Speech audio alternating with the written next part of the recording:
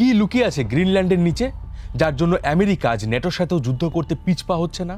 সাল 1941 দ্বিতীয় বিশ্বযুদ্ধের সময় শয়ে শয়ে আমেরিকান সৈন্য গ্রিনল্যান্ডে আসে, আর তারা এখানে একের পর এক মিলিটারি বেস তৈরি করে। সেদিন আমেরিকার লক্ষ্য ছিল যে করেই হোক এই ভূখণ্ডকে হিটলারের হাত থেকে রক্ষা করা। কিন্তু আজ 2026, সেই আমেরিকারই বর্তমান প্রেসিডেন্ট ডোনাল্ড ট্রাম্প একের পর এক হুমকি দিচ্ছেন যে তিনি গ্রিনল্যান্ডকে দখল করে নেবেন, আর এর জন্য তিনি যুদ্ধ করতেও রাজি আছেন। প্রশ্ন হচ্ছে, যে ডোনাল্ড ট্রাম্প নিজেকে শান্তির দূত বলেন, তিনি আজ কেন যুদ্ধ চাইছেন? আজকের দিনে আমেরিকা ঠিক কী কারণে গ্রিনল্যান্ড দখল করতে চাইছে? আর এই যে ট্রাম্প বলছেন যে তিনি গ্রিনল্যান্ডকে রাশিয়া বা চীনের হাতে যেতে দেবেন না, তার কারণ কি? কেন বরফে ঢাকা একটা ভূখণ্ড, যেখানে না তো কোনো বড় শহর রয়েছে, না মানুষের বসবাসের যোগ্য, সেই জায়গাটা নিয়ে আজ একটা কোল্ড ওয়ার শুরু হয়েছে? অন্যদিকে আবার ডোনাল্ড ট্রাম্পের হুমকি শুনে ডেনমার্কের প্রাইম মিনিস্টার বলছেন তারা তাদের মিলিটারিকে আমেরিকান সৈন্যের উপরে ওপেন শুট করার অর্ডার দিয়েছে। এখানেও একটা প্রশ্ন আসে যে গ্রিনল্যান্ডকে প্রোটেক্ট করার জন্য কেন ডেনমার্ক এগিয়ে আসছে? আমেরিকা আর ডেনমার্ক দুটোই ন্যাটো কান্ট্রি। এই দুটো দেশ যদি নিজেদের মধ্যে যুদ্ধে জড়িয়ে পড়ে, তাহলে নেটোর ভবিষ্যৎ কি হবে? এবার কি তাহলে ইউরোপের সমস্ত দেশ মিলে আমেরিকার বিরুদ্ধে যুদ্ধ করবে? আজকের এই ভিডিওটা জিওপলিটিক্সের অ্যাঙ্গেল থেকে ভীষণই গুরুত্বপূর্ণ। তো আমি রয়েছি মিঠুন আপনার সাথে। আমি আপনাদের এই পুরো বিষয়টা একেবারে ক্রিস্টাল ক্লিয়ার করে বুঝিয়ে দেবো, তাই অবশ্যই ভিডিওটা একেবারে শেষ পর্যন্ত দেখুন। আর হ্যাঁ, ভিডিও শুরুর আগে কিন্তু অবশ্যই একটা করে লাইক করে দিন। আর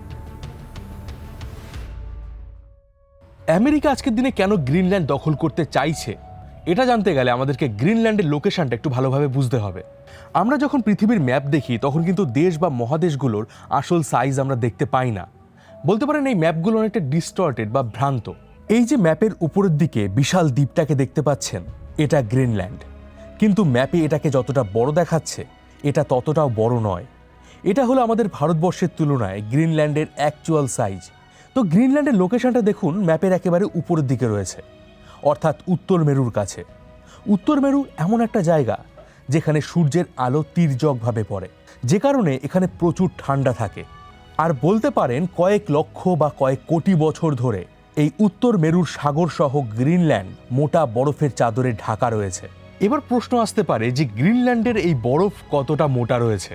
তো এই যে বরফ দেখতে পাচ্ছেন, এটা কিছু কিছু জায়গায় 2 থেকে 3 কিলোমিটার পুরু।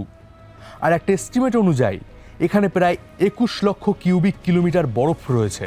আর এই বিশাল পরিমাণ বরফের চাপে দ্বীপটার মাটি সমুদ্র তলের থেকেও নিচে নেমে গেছে। আর এই বরফের নিচেই এমন কিছু রয়েছে যার জন্য আমেরিকা ন্যাটোর বিরুদ্ধেও যুদ্ধ করতে রাজি আছে। আর সেই বিষয়ে আমরা একটু পরেই আলোচনা করব। তো এই অতিরিক্ত ঠান্ডার কারণেই কখনোই গ্রিনল্যান্ড জুড়ে খুব বেশি ঘন জনবসতি গড়ে উঠতে পারেনি। আজ এই দ্বীপ, যেটার আয়তন প্রায় অর্ধেক ইউরোপের সমান, এখানে মাত্র 56,000 মানুষ বসবাস করে। কিভাবে গ্রিনল্যান্ড ডেনমার্কের পার্ট হলো, সেটাও আমি শর্টে বলে দিচ্ছি। আপনি কখনো ভাইকিংসদের নাম শুনেছেন, যারা ইউরোপের এক দুর্ধর্ষ যোদ্ধা? সেই ভাইকিংসরাই প্রথমবার 1000 খ্রিস্টাব্দের দিকে গ্রিনল্যান্ড আবিষ্কার করে, আর তারাই এখানে প্রথমবার বসতি শুরু করেছিল। ভাইকিংসরা আসলে ডেনমার্কের জনগণ, অর্থাৎ ডেনিশদের পূর্বপুরুষ। আর তারা এখানে প্রায় 450 বছর ছিল। তবে ধীরে ধীরে এখানকার আবহাওয়ার কারণে অনেকেই মারা যায়, এবং তারা একটা সময় এই জায়গাটা ছেড়ে চলে যায়। ভাইকিংসরা চলে যেতেই 1450 খ্রিস্টাব্দ থেকে এখানে ইনুইটসরা বসতি শুরু করে। আর আজকের দিনেও এখানের প্রধান জনবসতি কিন্তু এই ইনুইটসদেরই রয়েছে। আর 1500-1600 শতকের দিকে যখন ইউরোপের শক্তিশালী দেশগুলো সারা বিশ্ব জুড়ে কলোনি বানাচ্ছিল, তখন 1721 সালে ডেনমার্ক আবারও গ্রিনল্যান্ড দখল করে নেয়। আর সেই 1721 থেকে আজ 2026 পর্যন্ত গ্রিনল্যান্ড ডেনমার্কেরই পার্ট রয়েছে। তবে ব্রিটিশরা যেমন আমাদের উপর অত্যাচার করেছিল, তেমন ডেনিশরাও এই গ্রিনল্যান্ডের ইনুইটসদের উপর অনেক অত্যাচার করেছে। এখানের বাচ্চাদের তারা ডেনমার্কে ধরে নিয়ে যেত শিক্ষা দেওয়ার নাম করে। এখানের মহিলারা যাতে বাচ্চার জন্ম দিতে না পারে, জোরপূর্বক বহু মহিলাকে জন্ম নিয়ন্ত্রণের অপারেশন করানো হয়েছিল, যে ইতিহাস আজও গ্রিনল্যান্ডের মানুষ ভুলতে পারেনি। তবে 1979 সালে ডেনমার্ক গ্রিনল্যান্ডকে অটোনমি দিয়েছে। মানে আজকের দিনে গ্রিনল্যান্ডের নিজস্ব একটা পার্লামেন্ট রয়েছে, তাদের নিজস্ব প্রাইম মিনিস্টার আছে।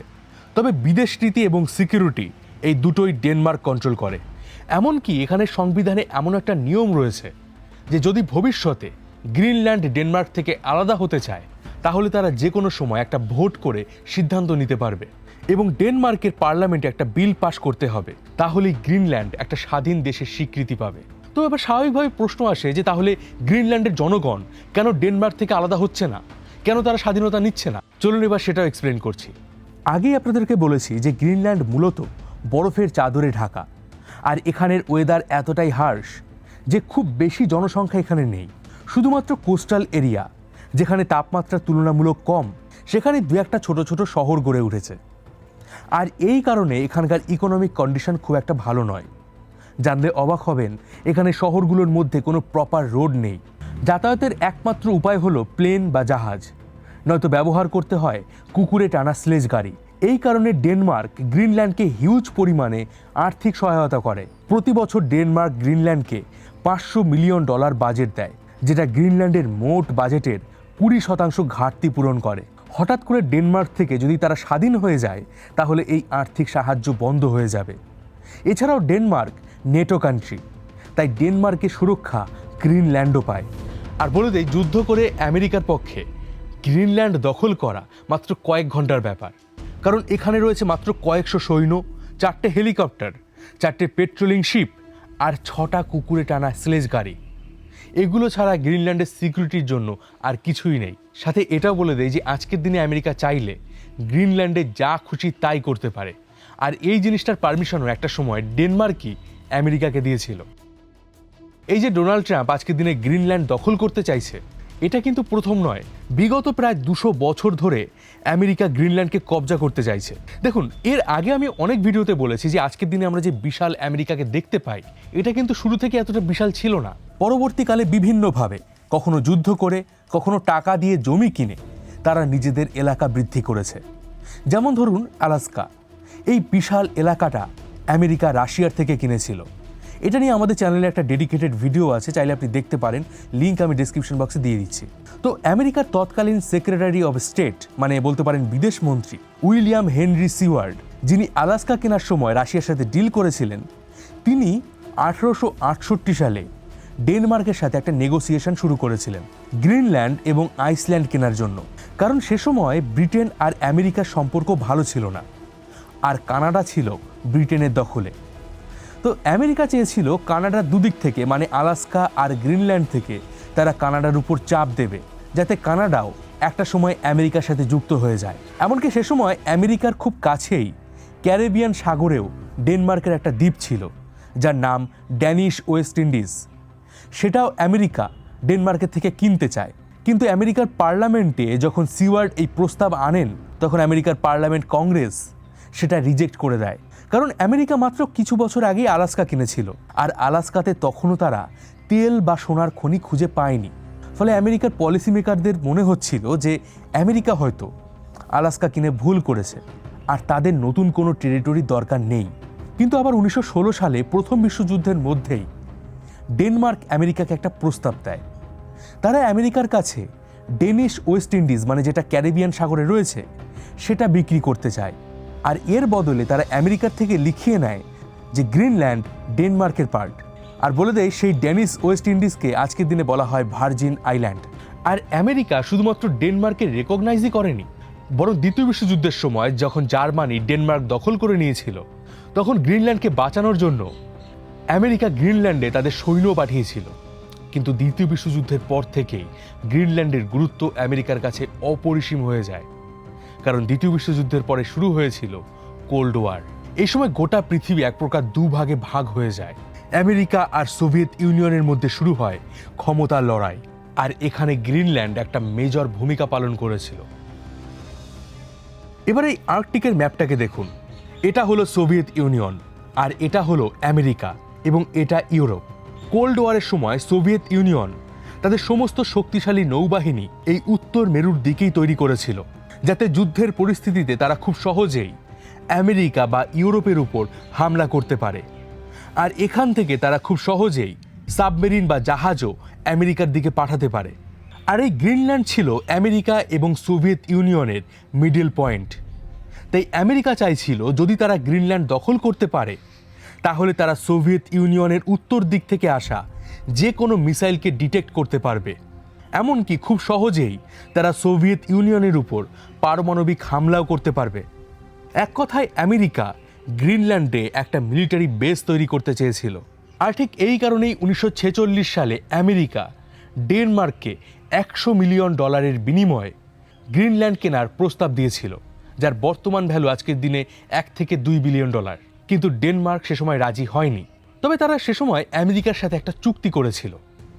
এই চুক্তি অনুযায়ী আমেরিকা গ্রিনল্যান্ডে চাইলে নিজেদের মিলিটারি বেস বানাতে পারবে, তারা চাইলে এখানে মাইনিং করতে পারবে, শহর বানাতে পারবে। শুধুমাত্র তাদেরকে একটু ভদ্র ভাষায় অফিসিয়ালি রিকোয়েস্ট করতে হবে। এই চুক্তির পরেই 1951 সালে আমেরিকা গ্রিনল্যান্ডে একটা বিশাল বড় এয়ারফোর্স বেস তৈরি করেছিল, যার নাম হলো টুলি এয়ারফোর্স বেস। আর কোল্ড ওয়ার দিনের পর দিন যত এগোতে থাকে, আমেরিকার অ্যাক্টিভিটি গ্রিনল্যান্ডে ততই বাড়তে থাকে। কিন্তু 1990 সালে যখন কোল্ড ওয়ার শেষ হয়ে যায়, তখন গ্রিনল্যান্ড নিয়ে আমেরিকার উৎসাহ অনেকটাই কমে যায়, কারণ সোভিয়েত ইউনিয়ন ততদিনে ভেঙে গিয়েছিল, রাশিয়াও তখন অনেক দুর্বল হয়ে গিয়েছিল। ফান্ডিংয়ের অভাবে মেরু অঞ্চলে রাশিয়ার যে নৌঘাঁটিগুলো ছিল সেগুলো বন্ধ হয়ে যায়। চীনও সে সময় এতটা শক্তিশালী ছিল না যতটা আজকের দিনে রয়েছে। মানে বলতে পারেন আমেরিকার সামনে সে সময় তেমন কোনো চ্যালেঞ্জ ছিল না। ফলে আমেরিকাও গ্রিনল্যান্ডে মিলিটারি অ্যাক্টিভিটি অনেকটাই কমিয়ে দেয়। কিন্তু 2014 সালেই এমন কিছু হয় যার জন্য আমেরিকা আবারও গ্রিনল্যান্ড কিনতে মরিয়া হয়ে ওঠে। 2014 সালের ভেতরে রাশিয়া আবারও বেশ শক্তিশালী হয়ে ওঠে, আর তারা ক্রিমিয়া দখল করে নেয়। এমনকি মেরু অঞ্চলে রাশিয়ার সব থেকে বড় নৌঘাঁটিকে রাশিয়া আবারও চালু করে। আর রিসেন্টলি 2022 সালে ইউক্রেন যুদ্ধের পর বলতে পারেন আমেরিকা আর কোনো রকম রিস্ক নিতে চাইছে না। তারা এবার রাশিয়াকে থ্রেট হিসাবে দেখছে, আর চীনকেও তারা এই লিস্ট থেকে বাদ দিতে পারছে না। চলুন এবার দেখে নেই যে আমেরিকার সামনে ঠিক কী কী সিকিউরিটি থ্রেট রয়েছে। এই ম্যাপটাকে এবার দেখুন। এখানে আছে গ্রিনল্যান্ড, এখানে আইসল্যান্ড, আর এটা হলো ব্রিটেন। উত্তর রাশিয়া থেকে যে কোনো রাশিয়ান সাবমেরিন বা যুদ্ধজাহাজকে আটলান্টিক বা আমেরিকার দিকে আসতে হলে তাদেরকে এই প্যাসেজটা থেকেই আসতে হয়, আর এটাকে বলা হয় GIUK প্যাসেজ। আর আমেরিকা গ্রিনল্যান্ডকে দখল করে এই প্যাসেজের পুরো কন্ট্রোল নিতে চায়। অন্যদিকে চীন রিসেন্টলি গ্রিনল্যান্ডে একটা এয়ারপোর্ট তৈরির কন্ট্রাক্ট নিয়েছিল, কিন্তু আমেরিকার প্রেসারে গ্রিনল্যান্ড সেই ডিল বাতিল করে দেয়। এখান থেকে আমেরিকার কাছে পরিষ্কার যে রাশিয়ার পাশাপাশি চীনও গ্রিনল্যান্ডে নিজেদের প্রেজেন্স বাড়াতে চাইছে, আর এটাকেও আমেরিকা একটা সিকিউরিটি থ্রেট হিসাবে দেখছে। এবার আপনারা জানবেন, আমরা এই যে ইন্টারনেট ব্যবহার করি, সেই ইন্টারনেটের যে কেবেলগুলো সেগুলো সমুদ্রের তলদেশ থেকে একটা মহাদেশকে অন্য মহাদেশের সাথে কানেক্ট করে। আর গ্রিনল্যান্ডের পাশ থেকেই বেশ কয়েকটা গুরুত্বপূর্ণ ইন্টারনেট কেবেল পাস হয়েছে। আর ভবিষ্যতে রাশিয়া চাইলে এই কেবেলগুলোকে সাবোটাজ করতে পারে এবং আমেরিকার সাথে ইউরোপের যোগাযোগ বিচ্ছিন্ন করে দিতে পারে। এবার দেখুন, এই সমস্ত রিজনগুলো তো আমেরিকা দিচ্ছে, কিন্তু গ্রিনল্যান্ড দখলের পেছনে তাদের বেশ কিছু হিডেন এজেন্ডাও রয়েছে। ঠিক যেমনটা ভেনিজুয়েলা দখলের আগে ট্রাম্প বলেছিল ভেনিজুয়েলা থেকে আমেরিকায় ড্রাগ সাপ্লাই হয়, কিন্তু আদতে ট্রাম্পের লক্ষ্য ছিল ভেনিজুয়েলার তেলকে কন্ট্রোল করা। তেমনই গ্রিনল্যান্ডের এই মোটা বরফের চাদরের নিচে আছে $4 থেকে $5 ট্রিলিয়ন খনিজ সম্পদ। একটা এস্টিমেট অনুযায়ী গ্রিনল্যান্ডে প্রায় 52 বিলিয়ন ব্যারেল অয়েল রয়েছে। এছাড়াও আছে প্রচুর পরিমাণে রেয়ার আর্থ এলিমেন্টস। আমার এই ভিডিওটা আমি বলেছিলাম যে আজকের দিনে বিশ্বের প্রায় 90% রেয়ার আর্থ এলিমেন্টস চীন প্রডিউস করে, আর আমেরিকা চীনের এই মনোপলি ভাঙতে চায়। এছাড়া পৃথিবীর তাপমাত্রা যত বাড়ছে ততই মেরুর বরফও গলছে, আর মেরুতে তৈরি হচ্ছে নতুন সমুদ্রপথ, যা সহজেই ইউরোপ এবং এশিয়াকে কানেক্ট করবে। আর আমেরিকা গ্রিনল্যান্ড দখল করে এই ট্রেড রুটকেও কন্ট্রোল করতে চায়। এবার প্রশ্ন হচ্ছে, আমেরিকা ঠিক কিভাবে গ্রিনল্যান্ডকে দখল করতে চায়? রিসেন্টলি যখন ট্রাম্পকে এই প্রশ্নটা করা হয়েছিল, তখন ট্রাম্প বলেন, আমাদের সামনে সব অপশানই রয়েছে। আর এক্সপার্টরা মনে করছে যে ট্রাম্প প্রথমে ডেনমার্কের কাছে গ্রিনল্যান্ডকে কেনার প্রস্তাব দেবে, আর এর জন্য গ্রিনল্যান্ডের জনগণ পিছু $1 মিলিয়ন করেও যদি ধরা হয়, তাহলে $56 বিলিয়ন হবে। কিন্তু ডেনমার্কের তরফ থেকে যা রিয়াকশন আসছে তাতে পরিষ্কার যে ডেনমার্ক কোনোভাবেই গ্রিনল্যান্ডকে বিক্রি করতে চাইছে না। এখানেও বুঝতে হবে যে গ্রিনল্যান্ডের জনগণ আসলে কি চাইছে সেটাও কিন্তু ম্যাটার করে। আমেরিকার কাছে দ্বিতীয় অপশনটা হলো যুদ্ধ করা। এবার যুদ্ধ করলে আমেরিকা মাত্র কয়েক ঘন্টার মধ্যেই গ্রিনল্যান্ড দখল করে নিতে পারবে। কিন্তু সমস্যা হলো ন্যাটো। আমেরিকা আর ডেনমার্ক দুটোই ন্যাটো কান্ট্রি, আর ডেনমার্ক জানিয়েছে আমেরিকা যদি গ্রিনল্যান্ডে হামলা করে তাহলে ডেনমার্ক নেটোর আর্টিকেল 5 অ্যাক্টিভেট করে দেবে। অর্থাৎ নেটোর সব দেশ একসাথে আমেরিকার উপরে হামলা করবে। তবে আদৌ নেটো কান্ট্রিগুলো আমেরিকার বিপক্ষে যাবে কিনা সেটা কিন্তু একটা বড় প্রশ্ন। কারণ আমেরিকার সাথে যদি নেটোর যুদ্ধ হয় তাহলে সেটাই হবে পৃথিবীর শেষ যুদ্ধ। আবার অতীতে দেখা গেছে যখনই দুটো নেটো দেশের মধ্যে কোনো বিবাদ হয় এবং একে অপরের সাথে তারা যুদ্ধে জড়িয়ে পড়েছে, তখন বাকি নেটো দেশগুলো একেবারে চুপচাপ থাকে বা তারা সমঝোতা করার চেষ্টা করে। তবে আমার ধারণা আমেরিকা এখানে মিলিটারি অ্যাকশন নিতে পারে। রিসেন্টলি আমেরিকার ডুমসডে প্লেন প্রায় 50 বছর পর লস অ্যাঞ্জেলেসে দেখা গেছে, যে প্লেন আমেরিকার প্রেসিডেন্টকে নিউক্লিয়ার হামলা থেকে বাঁচানোর জন্য ব্যবহার করা হয়। হয়তো এই ডুমসডে প্লেন দেখিয়ে আমেরিকার নেটোর দিকে একটা ইনডাইরেক্ট মেসেজ দেওয়ার চেষ্টা করছে যে প্রয়োজনে আমেরিকা নিউক্লিয়ার ওয়ার করতেও রাজি আছে, কিন্তু তাদের গ্রিনল্যান্ড দরকার।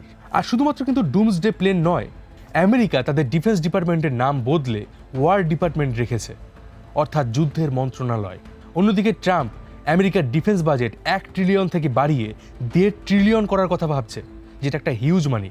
আর এই যে ট্রাম্প আজকে দিনে গ্রিনল্যান্ডকে হুমকি দিচ্ছে, সেই হুমকি তিনি অলরেডি কানাডা, মেক্সিকো, পানামা বিভিন্ন দেশকে দিয়ে দিয়েছেন, যা থেকে একটা বিষয় পরিষ্কার যে ট্রাম্প খুব বড় কিছু প্ল্যান করছেন, আর এর পরিণতিও হবে খুবই ভয়াবহ। এতদিন আমেরিকাকে দেখা হতো একজন রক্ষকের মতো, আর বলতে পারেন আজকের দিনে সেই রক্ষকই ভক্ষকে পরিণত হয়েছে। আপনার কি মনে হয়? আর শেষ প্রশ্নটা আপনার কাছে, আমেরিকা কি গ্রিনল্যান্ড দখল করে নেবে? আপনার মতামত কমেন্ট বক্সে অবশ্যই জানান। ভিডিওটা ভালো লাগলে অবশ্যই একটা করে লাইক করে দিন, বন্ধুদের সঙ্গে শেয়ার করে দিন, আর এরকম আরও নতুন নতুন টপিকে ভিডিও দেখার জন্য আমাদের চ্যানেলকে অবশ্যই সাবস্ক্রাইব করে দিন। দেখা হবে পরের ভিডিওতে। ততদিন ভালো থাকবেন, সুস্থ থাকবেন, আর আমি ছিলাম মিঠুন আপনার সঙ্গে।